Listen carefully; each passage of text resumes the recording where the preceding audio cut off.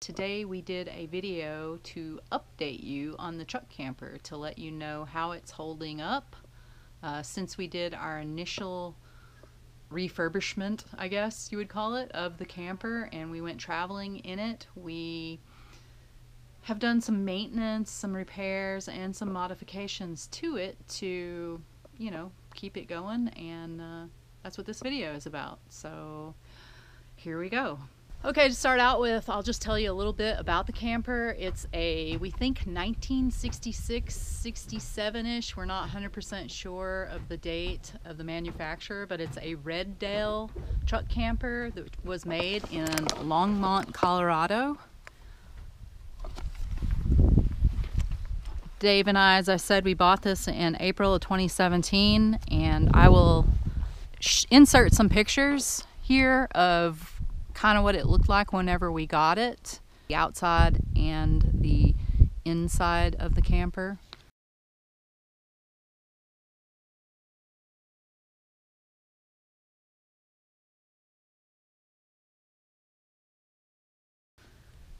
We started working on it right away, and we did a lot of work to this thing. Since that time, since we got it finished and we took off traveling in it, our first trip was to Baja. Drove all the way down the Baja Peninsula, and then after that we came home for a while. Then we headed out on a trip throughout the western United States mostly. So all in all, we have about 11,000 miles of travel in the camper, and probably 6 months or so that we were, you know, living in it during the 6-month period full time. And here's what it looks like right now. Just do a walk around of it.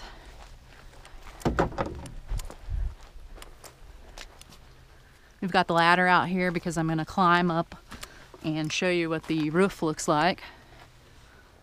I'll put some links in the comments section or the description beneath this video to the playlist for this camper, all of the work that we've done and our travels and stuff. We've done a lot of travel videos while we were out and about in it. Let's just take a look inside. I'll just show y'all what it looks like before I start really talking about things. Describing what we've done, some of the repairs we've had to do, how it's holding up, stuff like that. It's kind of messy in here right now because, I mean, we're not traveling in it. We've got it cleaned out. We have been doing a little bit of work and stuff in here, which I'll get to in a minute. But this is what it looks like, and if you want to check out those videos of us working on it, go and see that playlist, and you can, they're all in order there. Alright, so the camper has held up really well. During our travels, as I said, we went to Baja and we drove all the way down the entire length of the peninsula, and we took a lot of really crazy roads. If you've ever been to Baja, then I'm not telling you anything that you don't know, but the roads down there are not like what we're accustomed to in the United States.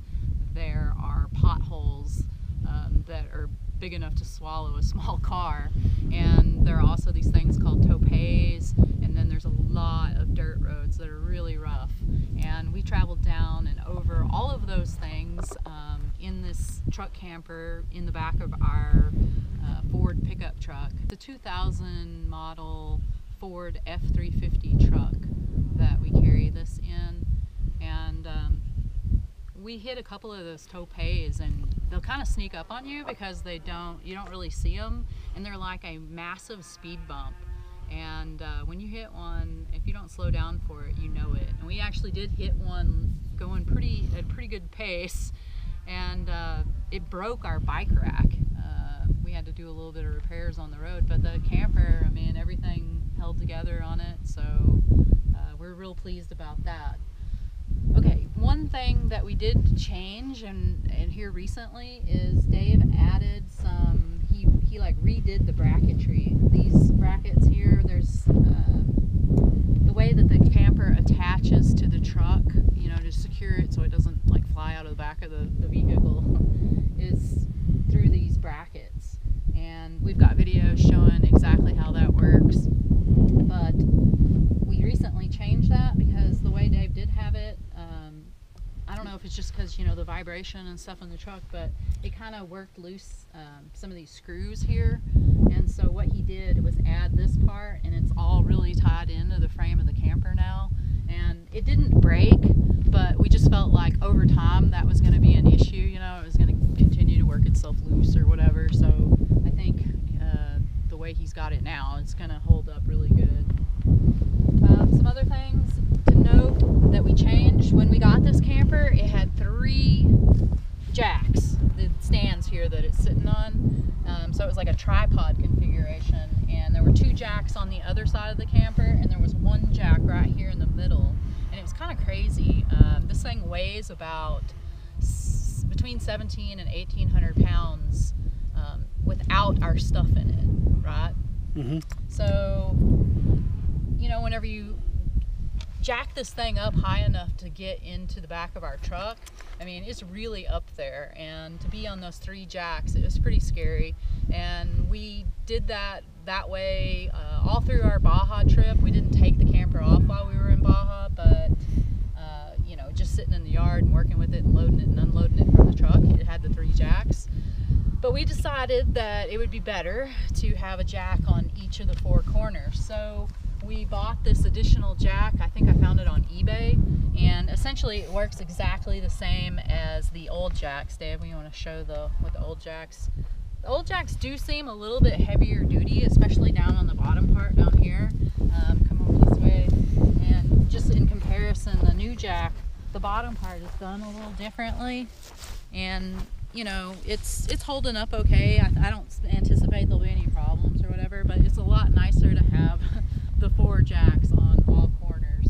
And when we went on our trip last summer throughout North America, we did take the camper off of the truck when we were staying at Glacier National Park, and we didn't have any other supports underneath it, and we just were kind of like living in it while we were there, sitting on the 4 jacks, and it was fine. You know, it was a little shaky, but you know, we didn't have any problems. Okay, so after all of our travels, there's some things, like minor things, that did need maintenance. Like whenever we slid the truck in it, or the camper in and out of the back of the truck, this part down here, it's all made out of wood, and it got a little scratched up and stuff. So when, you know, we got back home, we just repainted. So I think, you know, there's going to be a little bit of maintenance, especially with an older camper like this. If it was like one of these fiberglass newer campers, I'm sure there's a lot less maintenance involved. But, you know, it just touched up the paint on the bottom. I painted the outside of this camper with house paint. This is, you know, it's not even, you know, chalking off or anything. It's holding up really well, so I'm super pleased with the house paint as far as that goes. Behind this little plastic door is where we fill our tank with water. And when we got this camper, it originally came with a metal like fill spout, which was located on the other side of the camper. And we replaced that and moved it to the location here at the front corner. And I bought this plastic like door that locks. It's, as you can see, it's kind of yellowing and stuff just from being in the sun, so not real happy about like the plastic, that it didn't maintain its color for very long. I'm sure I could probably spray paint it, but you know, that's just a minor thing. One thing though that did happen is inside here, and I can't open it right now because I don't have the key, but there's a fill spout that attaches to a hose that runs into the tank, and then there's another hose that comes up, and it's an air hose, so that when you're filling the tank, you know, it can release the air from inside the tank. And the part where the plastic part where the hose attaches to, that actually broke. And so I don't know, that's kind of poor quality if you ask me, for it to only last for a year, and it's inside, so it's not even exposed to the sun. And it's okay because, you know, we can just make sure that the hose is up here, but that's one thing that did break. Another thing, this camper, you know, being as old as it is, all the windows and stuff are original, and while we were out traveling, what happened is the crank on this window and also this window here it kind of stopped working. It's like the gears or something aren't making connection inside, and so we were having a hard time shutting the windows. So what we did was, while we were on the road, we just ended up wiring this one shut, and this one, it was still working pretty good. But one of the things we're going to have to do is probably take these windows out and try to repair that. I don't know, we haven't attempted that yet, so we'll see how that goes, and we'll update y'all whenever we know. Looking at the top of the camper now, this is something that I think a lot of people would be interested in, is the roof coating that we put on here. And I got myself some notes here so I wouldn't forget the dates. But I applied this roof coating in June of 2017, and I bought it from Home Depot, and it's a Henry brand product called Tropicool, and it's kind of a plasticky, I think they call it elastomeric coating. I did a lot of research before I chose to use it, and some people had really good success. I applied this over a metal roof. The roof up here is aluminum, and I did a lot of prep work before I applied it, and there's a video that I did about that. You can see that it's still in really good shape. I mean, it's been on there for 19 months, and it's sat in the very hot, we get very hot summers here in Texas, so it's been exposed to extreme heat. We've had some freezing weather, and there's been ice on top of here, down through Baja, and it's still holding up great. I mean, I can run my hand on it and nothing is flaking off. You can see there's no chalking of the material. I go around up here and check it frequently, and just especially around all of these seams, the edges and stuff, to make sure that we don't need to add any silicone, especially around the penetrations and stuff. But really happy with the way it's worked out for us. Our solar panels and stuff, all of this rack and stuff that Dave built, it's all holding up really well. The penetrations for the solar, nothing, you know, is leaking, so we're real happy with it. I'm gonna head inside, but before I do, I just want to point out the door back here. This is the original door, and it was kind of in bad shape, but Dave, he did some structural repairs to it, and then we added a piece of metal on this bottom part, which you can see kind of the outline of it. And I painted it yellow, and I didn't do a really good prep job before I painted it, and I think that might be part of the problem, that some of the paint is flaking off here. You know, I might repaint it eventually, but this is actually from where it rubs on the tailgate of our truck. Let's go inside. The inside's holding up really well too. I did recently repaint the ceiling because when I first painted it, I had some flat white paint that was left over from another project. And what I found with the flat paint is that it just kind of gets dingy, and it's hard to clean because when you try to wipe it down, the paint doesn't hold up really well. It was kind of some cheap flat white paint. So I just went ahead and got some semi-gloss paint and repainted the ceiling. But as you can see, the seams and stuff here in the top, everything's holding together pretty well. It's got some little slight cracking. You know, as this thing goes down the road, it's flexing. So we were wondering how that was all gonna hold up, but it's doing really good.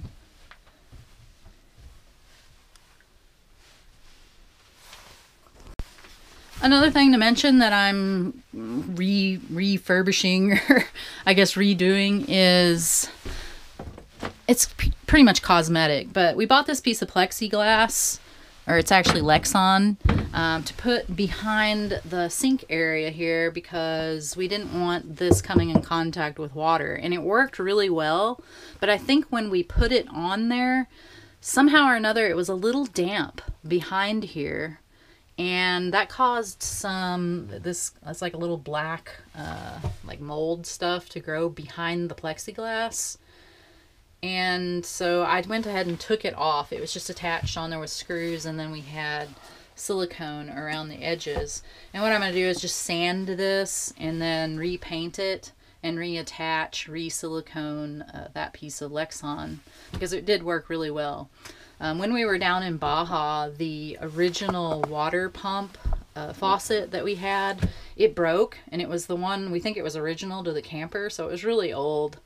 But since then we replaced it with a new unit that I bought off of Amazon, and it's been working fine and holding up really well. We used it for the entire trip through the western United States in the summer of 2018.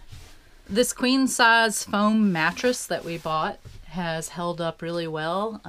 You know, I was wondering how this edge would hold up, because this is where obviously where we climb in and out of the bed, so you're constantly putting pressure on that edge, and I was concerned that it might start to kind of deteriorate and collapse the foam, but as you can see, it's still holding up really well, so I'm pleased with that purchase as well. It's a super comfortable mattress. Really comfortable in here for us to sleep and live in this camper for the 6 months in total that we have spent traveling in it. So I think that pretty much wraps it up for updates on the Jeep camper and how it's held up. We don't have a tremendous amount of money invested in this thing, and for the return and enjoyment and comfort and traveling that we have had, it has been completely and totally worth it. The little bit of maintenance that we're finding that we need to do on the camper is no big deal, and as long as we keep up on all of that, I expect that this thing will last us for many, many years and many miles more of travel. So I hope that you enjoyed this little update video. If you've got any questions, you can leave it down below in the comments, or just stop in and say hi. Please check out the description for a whole bunch of links to other videos about this camper and our travels in it. Thanks so much for watching. We'll see y'all later. Bye.